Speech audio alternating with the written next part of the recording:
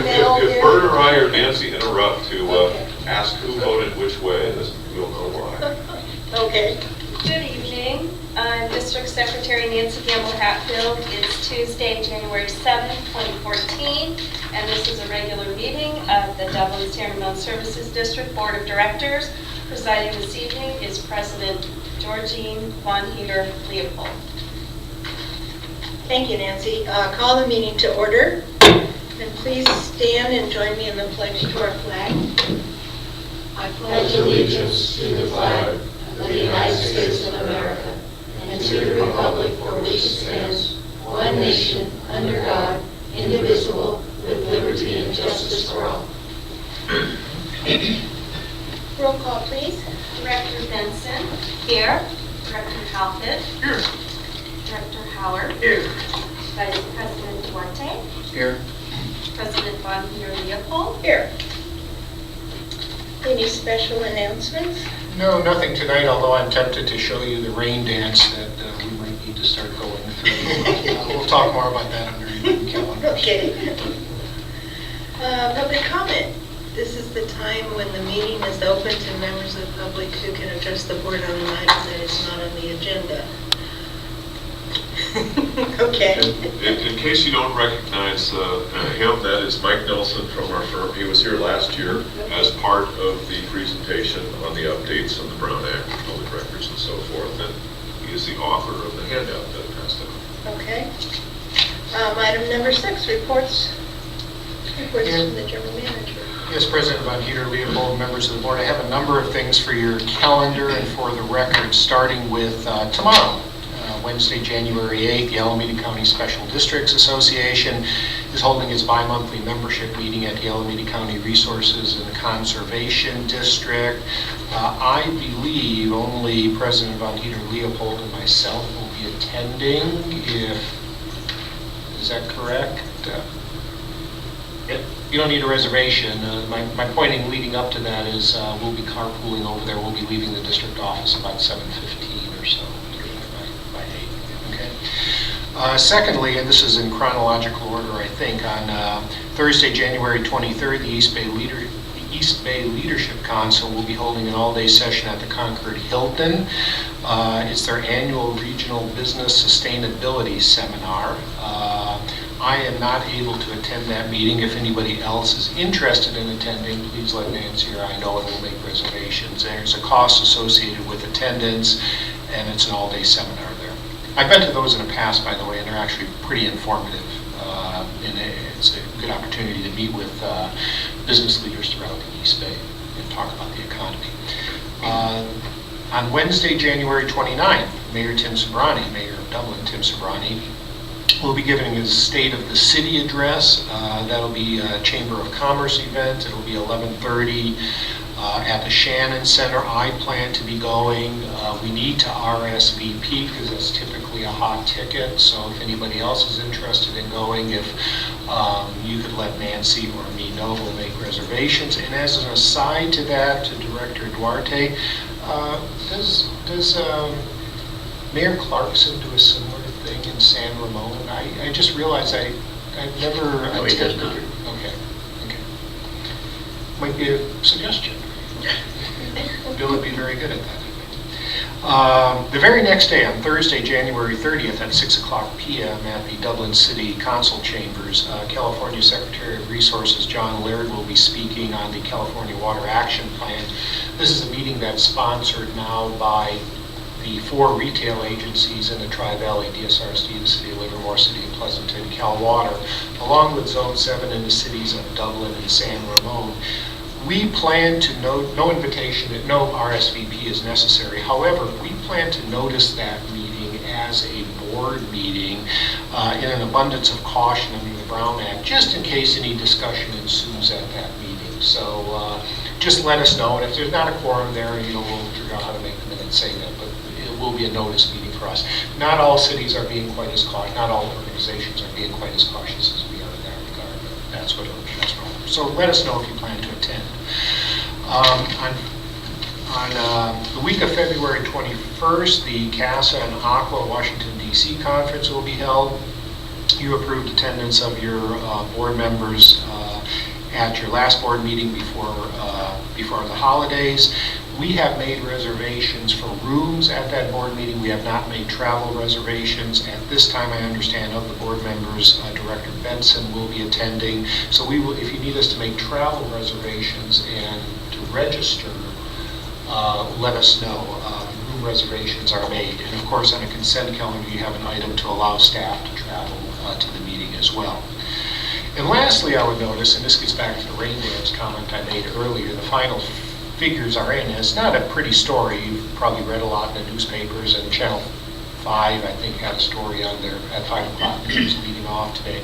But a little more local, we have a weather station at the wastewater treatment plant, and for calendar year 2013, we received a total of 3.88 inches of precipitation. Average is about 20.5 inches of rain. And I remember, because I kind of hacked my way into the spreadsheet stats, I know that I'm supposed to be able to get into their spreadsheets, but I know how to get in the back door. And on 2 days, one in September where it rained pretty heavily, and then we had a heavy rain day just before Thanksgiving, we received on those 2 days alone about 2 of the 3.88 inches of rain. It's basically the driest year of record in California, and certainly our local records bear that out. I was telling staff before the meeting that the general manager of the, I think it's the South San Joaquin Irrigation, had a great, there's a great quote in the paper today from him. And he was talking about, so do you think 1976 and 77 were bad? He goes, those may be shaping up to be the good old days. And this is really turning into a pretty dramatic and pretty serious set of events with the rainfall the way it is. But keep in mind, it's too early to panic, but it's certainly not too early to start thinking about it and start planning for the future. 1 or 2 good storms can turn the water year around very dramatically and very quickly, but it is shaping up to be very dry, and the long-term weather forecast for 30 and 60 days out are showing below normal forecasts as well for that period. So it's shaping up to maybe be the water story of the year here. And there has been one piece of correspondence received since our last board meeting. It is a letter of December 23rd, 2013 from a Mr. Chris Beeson, B-E-E-S-O-N, on Rhoda Drive, regarding the installation of the AT&T cellular base station at the Dublin San Ramon Services District water tank located on Rhoda Drive. You have a copy of that. Nancy Gamble Hatfield responded to Mr. Beeson acknowledging receipt of his letter. His letter is actually related to a matter that is now scheduled to be before your board at the second meeting in February, which is approving a contract with AT&T for operation of that cell phone station, or cell phone tower, which is all in accordance with our strategic plan. It's also before it finds its way to our board. It's being processed by the City of Dublin because there's some land use issues that AT&T is handling, and we've directed Mr. Beeson in that direction as well. So FYI, nothing to talk about today, but and we'll have his letter in the record when the matter is presented to you in February. And that's all I have to report. Bert, if I could interject for Nancy's benefit, I think we're starting off the new year with a brain freeze. Mayor Clarkson does have a State of the City address, but it's done in a little different format than Tim's Brady's. So I just wanted to correct that. Okay. Okay, well, if he doesn't, if it's open, let us know, and it might be something. I'll find the date on that and get Okay, that'd be great. Thank you. Quick question on the calendar. The wastewater meeting on January 15th, I know the time has changed from 8:30. What time is that now? 3:30? Is it 3:30? 3:30, thank you. Thank you. And for the reference, that's the board calendar presented at the end of the agenda. The time changed to accommodate the statute corrections. It'll normally be held at 8:30 for the rest of the year. Okay, thank you. Okay, committee reports. There's a report here on the dais about personnel. Any additions that the members of the committee would like to make? Okay. Agenda management, do we have to move anything around? No, I think we can go straight to. Okay. Approval of minutes of December 17th. I'll motion approval. I'll second that. Ms. It's been moved and seconded that we approve the minutes of December 17th. All in favor? Aye. Opposed? Motion unanimously carried. Item number 8, consent calendar. These matters are considered routine and can be enacted with one motion. Make a motion to approve the consent calendar. I'll second. It's been moved and seconded that the items on the consent calendar A through D be approved. All those in favor? Aye. Opposed? Motion unanimously carried. Item 9B, annual briefing related to district governance, Brown Act, Public Records Act, and conflict of interest. Mr. Rouse. Madam President, members of the board, if it pleases you, I can go to the podium or I can speak from here, whatever your preference is. You're fine with me. Okay, if it's the way you have to stay here. Got more room to spread out. I noticed that this is agendized for 20 minutes. I have to really talk for a really long time about each of these small changes that were made in order to stretch that out to 20 minutes. Now I've prepared some remarks, should you be interested in me, to refresh your recollection about the Brown Act, the Political Reform Act, and so forth. There actually are some things that don't show up here as legislative updates that are new and worth mentioning. But I'll start out with what we've got on this piece of paper here. Under the Brown Act, the very first item is significant only because the governor can now come into closed session to discuss security matters. I don't know that we were expecting the governor to come in any of our closed sessions for that, but now he can under the Brown Act. The next item has to do with alternative investments, and this is, there's an exemption for, you can read the materials there. I'd be surprised if we would have occasion to address that. The next one, SB 751, is probably the most significant change. That's the one I mentioned before that requires that the legislative body publicly report any action taking and the vote or abstention on that action of each member present. So that was why, if we don't have a unanimous vote, we need to know who votes for, who votes against. And that hasn't been a problem for us. We had a roll call, you'll recall, when we did the telephone conference meeting recently, and that certainly would suffice. Since it says this information should also be noted in the minutes, does that mean that we now have to report it somewhere else? Well, that's a good question, and actually Bob Maddow asked that question.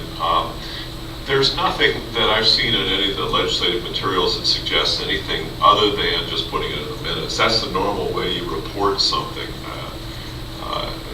and I see no reason why that wouldn't work here.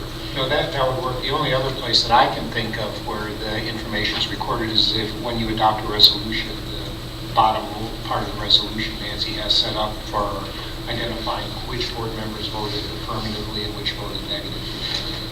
It's not just recorded as a 4-to-1 vote, for example.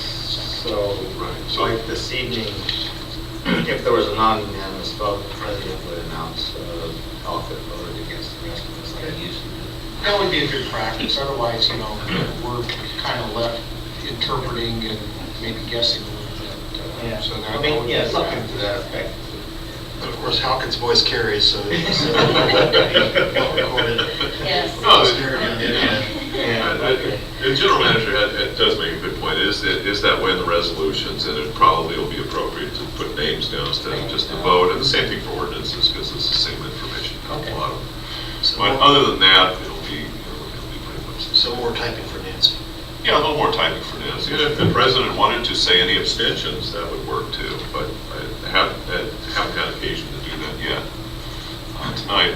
And the last item here is not something that affects us right now. This is sort of a result of the big brouhaha about the Brown Act and whether it was a state mandate anymore and whether local agencies had to comply with the Brown Act, because you'll recall that was part of the way they were trying to balance the budget. At one point was there, well, we weren't going to have a state mandate for this. And I don't think there's, it would be rare to find a local agency that would say, we're not complying with anything if we don't have to, because it's just, it's the 21st century. But nonetheless, there is a constitutional amendment to make it completely clear there will be There's no mandated, it's not a state mandate that requires funding. It's a state mandate that doesn't require funding, which the legislature has the power to do. And most mandates aren't funded. Most mandates aren't funded, and the ones that are funded, it's a really cumbersome and drawn-out process, and 3 or 4 years later, you might get some money. I mean, it's just really cumbersome. They make it difficult so that you can keep the costs at the local level instead of spreading them to state. Public Records Act, there really was nothing much. There were a couple of sections that were changed. Nothing that I think will concern us. There's something that has to do with state or local law enforcement agencies and victims of incident, and whether they have to show proof of citizenship. I don't see how that would relate to any of the business in the district. And there's also some revisions that have to do with in-home supportive services, but once again, that doesn't really concern us. So that's all there is to say really about Public Records Act. Political Reform Act, the first bill here, AB 409, permits the Fair Political Practice Commission to develop and operate an online system for filing statement of economic interest. And that actually took effect in before the first of the year. I believe it was October 8th. It was an urgency measure, so it took effect as soon as the governor signed it. What this would enable you to do is to put your file your Form 700s and have them directly on the FPPC website.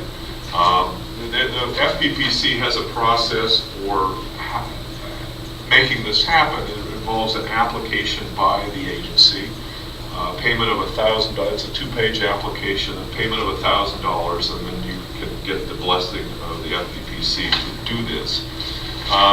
As of right now, it looks like there's 3 state agencies. A number of counties have taken advantage of this. A few more cities.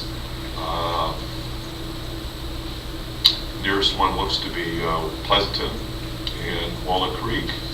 And 3 special districts: the CSAC Excess Insurance Authority, the Los Angeles Community College District, and the San Francisco Ethics Commission. So there's not been a groundswell of activity in this regard, but you never know. There's a website, you can go to the FPPC website if that was to be the desire of the board, and the district could apply.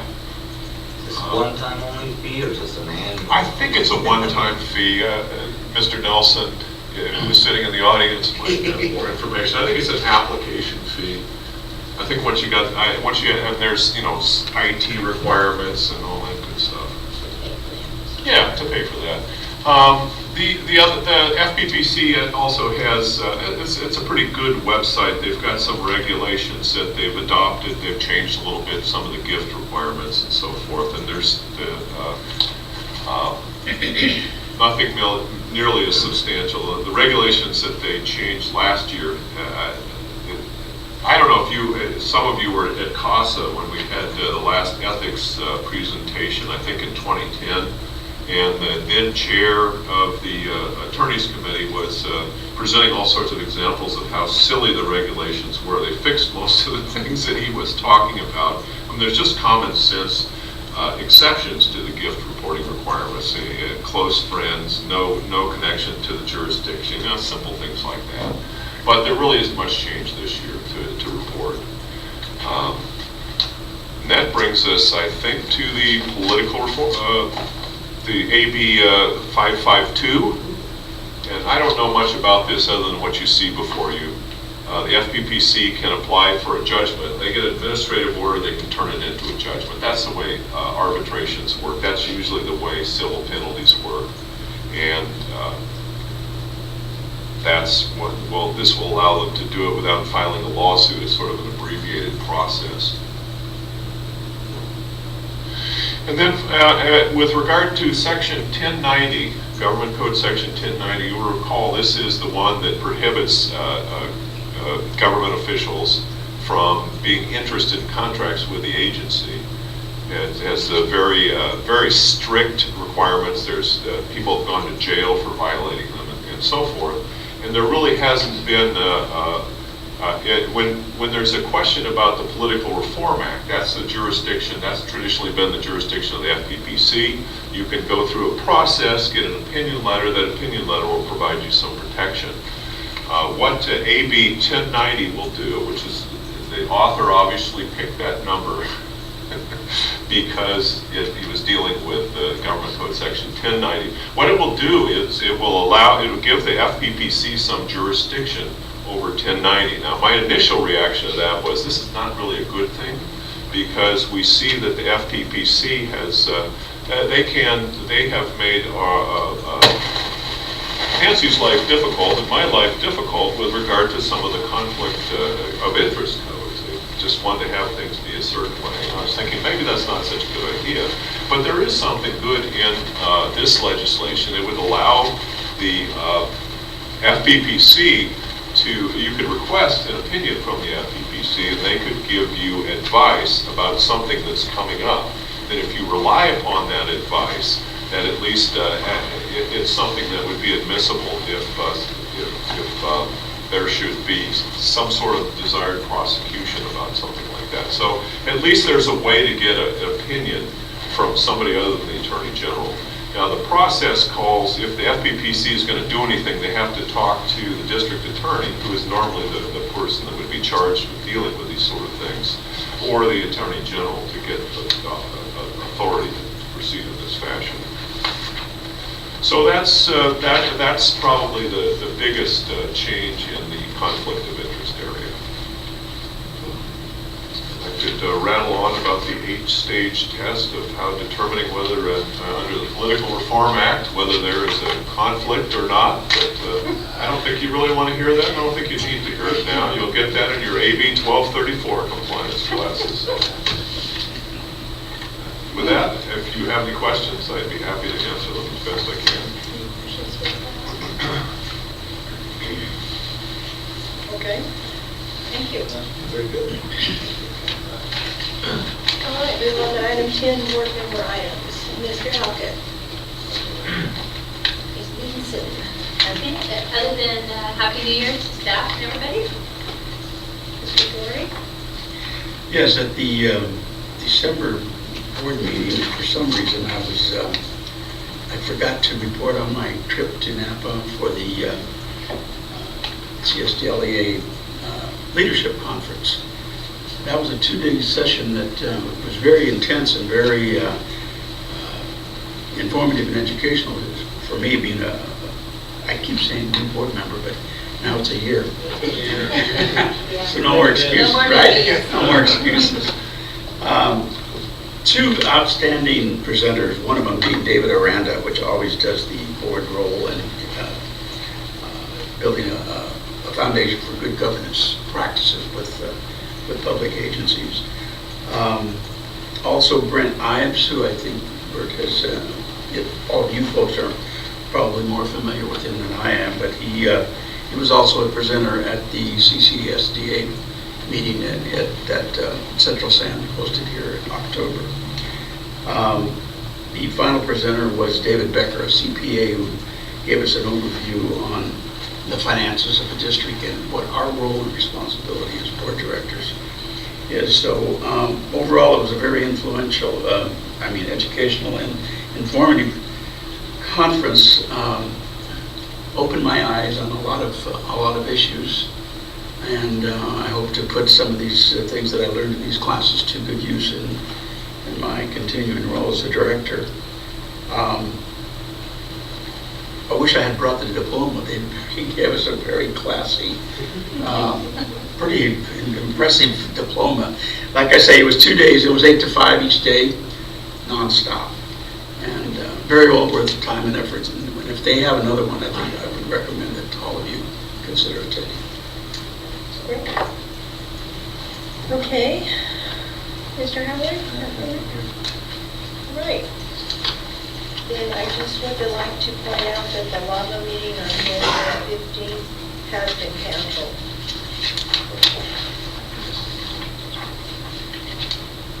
Okay, this meeting's adjourned.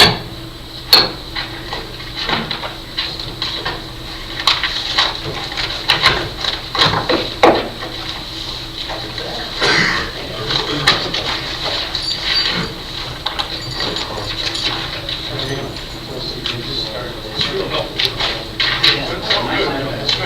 Good recap. It's good. She'll be off. Nothing in that. What do you think?